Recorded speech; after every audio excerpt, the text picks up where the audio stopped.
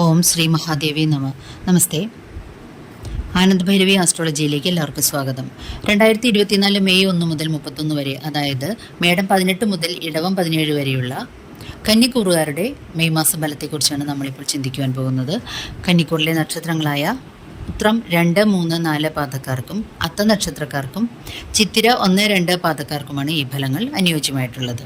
ഈ മാസത്തിൽ വലിയ ഗ്രഹങ്ങളുടെ മാറ്റം പ്രധാനമായിട്ടും വ്യാഴത്തിൻ്റേതാണ്. മേടം രാശിയിൽ നിന്നും ഇടവം രാശിയിലേക്കാണ് സഞ്ചരിക്കുന്നത്. അടുത്ത ഒരു വർഷക്കാലത്തേക്ക് ഇനി ഇടവം രാശിയിലായിരിക്കും സ്ഥിതി ചെയ്യാൻ പോകുന്നത്. വ്യാപകമായിട്ടുള്ള പല ഫലങ്ങളും മനുഷ്യർക്ക് പ്രദാനം ചെയ്യുന്ന ഒരു ഗ്രഹമാണ് വ്യാഴം. ഈ ഒരു വർഷക്കാലത്തെ ഒരേ രാശിയിലുള്ള രാശിമാറ്റം ധാരാളം ആളുകൾക്ക് ഗുണപരമായും കുറച്ചു പേർക്ക് കുറച്ച് ദോഷകരമായിട്ടും ഭവിക്കുന്നതാണ്. ശനിയാകട്ടെ കുംഭം രാശിയിൽ പൂരോരുട്ടാതി നക്ഷത്രം 1-ാം പാദത്തിലേക്ക് പ്രവേശിച്ചു കഴിഞ്ഞു. രാഹുവോ മീനം രാശിയിൽ രേവതി നക്ഷത്രത്തിൽ സഞ്ചരിക്കുന്നു. കേതു കന്നി രാശിയിലെ അത്ത നക്ഷത്രത്തിലും. ഈ പ്രധാനപ്പെട്ട ഈ ഗ്രഹങ്ങൾ ഒരു വർഷവും 2.5 വർഷവും മറ്റും ഒരേ രാശിയിൽ സഞ്ചരിക്കുന്ന വർഷങ്ങളുടെ നക്ഷത്രമാറ്റം പോലും വളരെയധികം ദൂരവ്യാപകമായിട്ടുള്ള ഫലങ്ങളെയാണ് ഉളവാക്കുന്നത്. എന്നാൽ ചെറുഗ്രഹങ്ങളായിട്ടുള്ള ബുധൻ മേടക്കൂറിലെ അശ്വതി നക്ഷത്രത്തിൽ മെയ് 10 എത്തിച്ചേരുന്നു. 21 ഭരണിയിലേക്കും 24 കാർത്തിക നക്ഷത്രത്തിലേക്കും നക്ഷത്രം മാറുന്നു.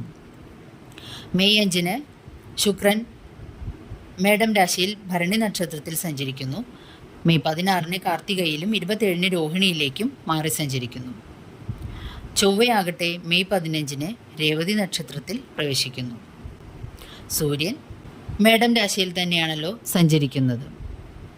ഇങ്ങനെ ഇത്തരത്തിലുള്ള ഗ്രഹങ്ങളുടെ ചെറുതും വലുതുമായിട്ടുള്ള ഗ്രഹങ്ങളുടെ രാശിമാറ്റങ്ങൾ വലുതും ചെറുതുമായിട്ടുള്ള പലതരം സംഭവങ്ങളെയും സ്ഥായിയായ മാറ്റങ്ങളെയും മനുഷ്യർക്ക് ഉണ്ടാക്കുന്നതാണ്. ഓരോ വ്യക്തികളുടെയും ജാതകത്തിലെ ഈ ഗ്രഹങ്ങളുടെ ഭാവാധിപത്യം, നില, ബലാബലം എന്നിവയ്ക്ക് അനുസരിച്ച് അവർക്കുണ്ടാകുന്ന ഗുണദോഷങ്ങൾ കൂടിയും കുറഞ്ഞുമിരിക്കും. ഈ ചാനൽ ഇതുവരെ സബ്സ്ക്രൈബ് ചെയ്തിട്ടില്ലാത്തവരൊന്ന് സബ്സ്ക്രൈബ് ചെയ്യുവാനും നിങ്ങൾക്ക് വേണ്ടപ്പെട്ടവർക്കെല്ലാം ചാനലൊന്ന് ഷെയർ ചെയ്ത് കൊടുക്കുവാനും അഭ്യർത്ഥിക്കുന്നു. അരികിലുള്ള ബെൽ ബട്ടൺ അമർത്തി ഓൾ എന്ന് കൊടുക്കുകയാണെങ്കിൽ ഇനി വരുന്ന എല്ലാ വീഡിയോകളും തത്സമയം തന്നെ നോട്ടിഫിക്കേഷനായിട്ട് ലഭിക്കുന്നതാണ്. വീഡിയോ ഇഷ്ടമായാൽ ഒരു ലൈക്ക് തരുവാൻ മടി കാണിക്കരുതേ. ഇനി മെയ് മാസത്തിൽ കന്നിക്കൂറുകാർക്ക് എന്തെല്ലാം ഫലങ്ങളാണ് അവരെ കാത്തിരിക്കുന്നത്, ഈ ഗ്രഹങ്ങളുടെ രാശിമാറ്റങ്ങൾ കൊണ്ടും നക്ഷത്രമാറ്റങ്ങൾ കൊണ്ടും എന്നൊന്ന് നമുക്ക് ചിന്തിച്ചു നോക്കാം. കന്നിക്കൂറുകാർക്ക് അവരുടെ ലഗ്നാധിപനായ ബുധൻ മീനം രാശിയിലാണ് സഞ്ചരിക്കുന്നത്. അവിടെ നിന്നും മെയ് 10 ബുധൻ അശ്വതി നക്ഷത്രത്തിൽ മേടം രാശിയിലേക്ക് പ്രവേശിക്കുന്നു. 21 ഭരണിയിലും 24 കാർത്തികയിലും പ്രവേശിക്കുകയാണ്. മേടം രാശിയിൽ സ്ഥിതി ചെയ്യുമ്പോൾ ലഗ്നാധിപൻ അഷ്ടമത്തിലേക്ക് പോകുന്നത് ഇവർക്ക് വരാൻ പോകുന്ന വിദേശവാസയോഗത്തെയും അതുപോലെ വിദേശമായിട്ടുള്ള ബന്ധമുള്ള തൊഴിലുകളെയും സൂചിപ്പിക്കുന്നതാണ്. മാത്രമല്ല അവരുടെ ലഗ്നത്തിൽ സഞ്ചരിക്കുന്ന കേതു, പ്രത്യേകിച്ചും അത്തനക്ഷത്രത്തിൽ കൂടി സഞ്ചരിക്കുന്ന കേതു, അതുപോലെ രേവതി നക്ഷത്രത്തിൽ മീനം രാശിയിൽ സഞ്ചരിക്കുന്ന രാഹുവും അവർക്ക് പലതരത്തിലുള്ള വിദേശ ബന്ധങ്ങളെ ഉണ്ടാക്കി കൊടുക്കുന്നു.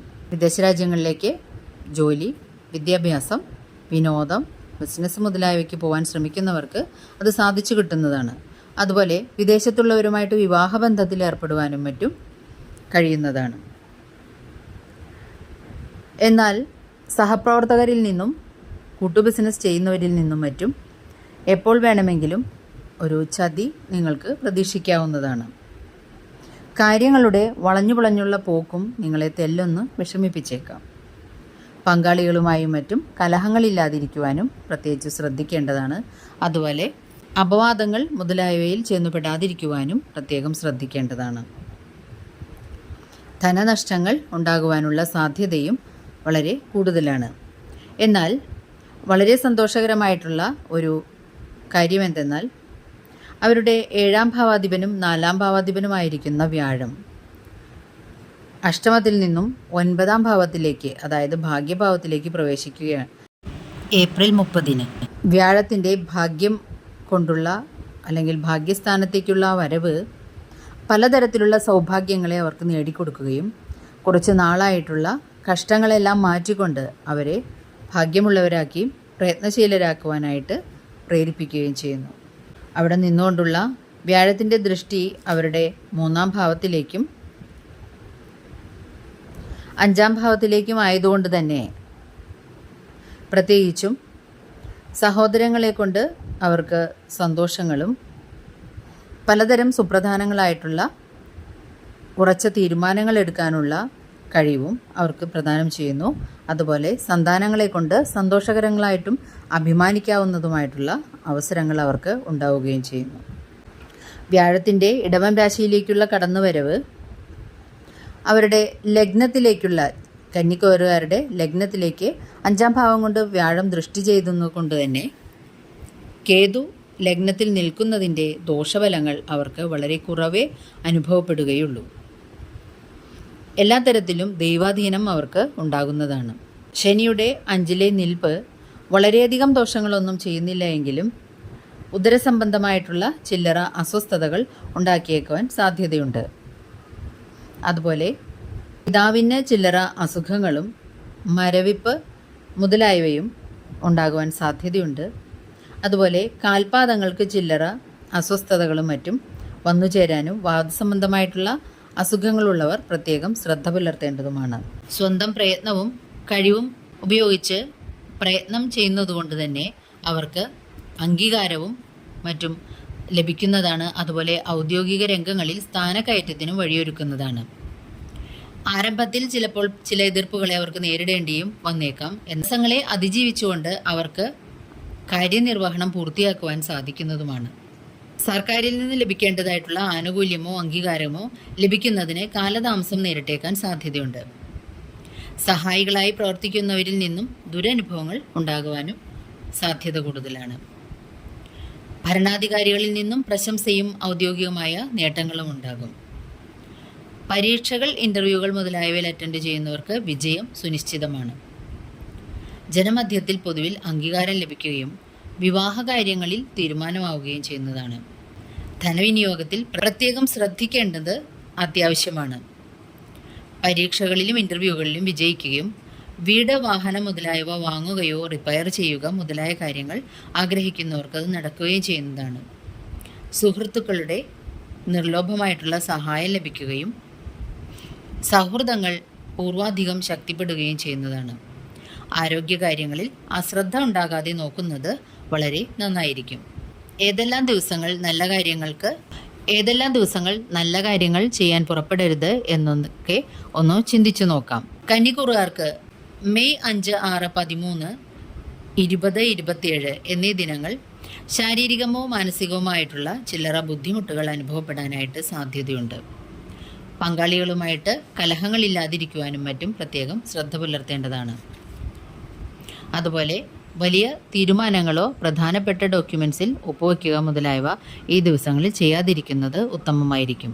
വിദേശ രാജ്യങ്ങളിൽ ജോലി ചെയ്യുന്നവർക്ക് 19, 12, 26 എന്നീ ദിവസങ്ങൾ അത്ര ഗുണകരമായിരിക്കുകയില്ല.